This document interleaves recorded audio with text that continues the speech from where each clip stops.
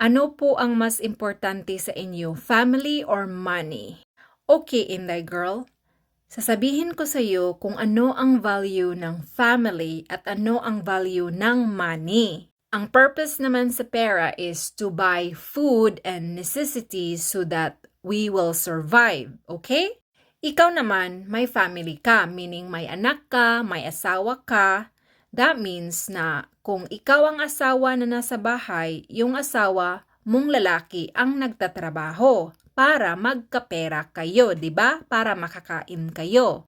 Tanong ko sa iyo, Inday, kung may asawa ka, tapos yung asawa mo ay tapulan or lazy, sa tingin mo hindi ka ba Okay, guys, this is the reason why I cannot speak in Tagalog, guys, because I don't know how to say it, some of the words, okay?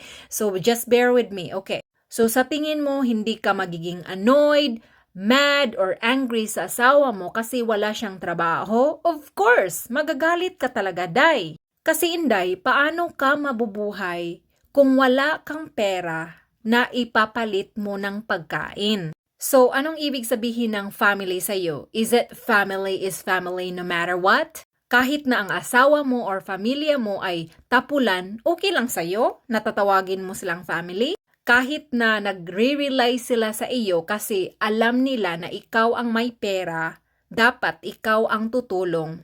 Tama ba yan? Hindi yan family, Day. Ang iba kasi sa inyo na interpret niyo yung family wrong.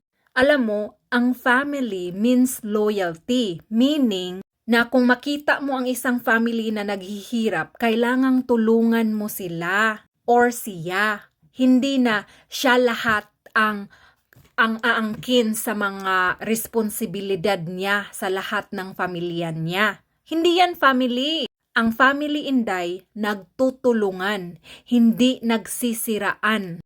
O kung hindi mo ako bigyan ng pera, meaning you're not my family. Kung magbibigay sa akin, ay of course, family ka. Tama ba yan? Tingnan nyo yung mga East Indian na nandito sa Canada or ang mga culture ng mga East Indian. Nagtutulungan sila kahit hindi sila related by blood. Nagtutulungan sila based on their race. Ang mga culture or lahi ng mga East Indian, nagtutulungan sila. Kung ang isa, tutulungan nilang aangat, pag nakaangat na yung isa, yung nakaangat na tutulong sa hindi nakaangat hanggang mag-ano yan o ganyan-ganyan. Tutulungan talaga sila. Yan yung ugali nila. Pero ang karamihan sa ibang mga Pilipino, dyan sa Pilipinas or kahit nandito is nagsisiraan yung mga Pilipino. Kasi ayaw ng mga Filipino na mapapantayan sila. Gusto nila na sila lang yung nandito. Para makita nila ang ibang Pilipino na nandito, tatawanan nila. So ano ba yan, Inday?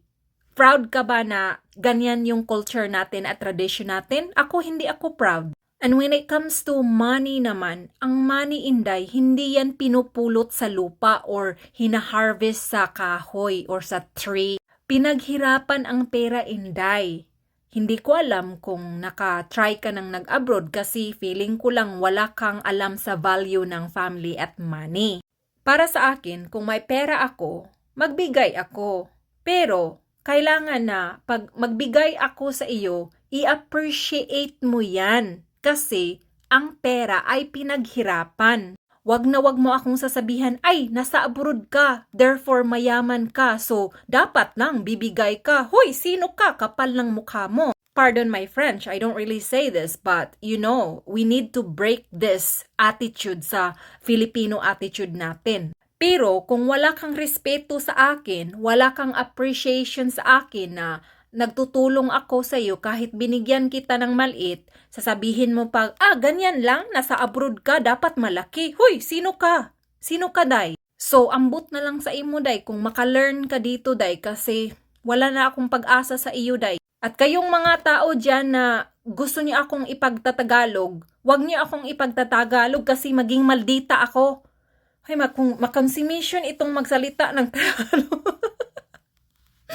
Guys, my Tagalog is really bad. So, I'm really sorry. Huwag niyo akong tawaging mayabang kasi nag-i-English ako. It's hard for me to speak in Tagalog. Okay? Please understand. So, ang tanong mo, anong importante sa akin? Family or money? Of course, if my family appreciate me, of course, for me, sila yung importante para sa akin. Kasi kung gaano pa ka-hard work yung trabaho ko para sa akin, okay lang. Kasi nga, na-appreciate ako ng family. Yung appreciation nila at saka yung respect nila, tumataba yung kasing-kasing ko dito.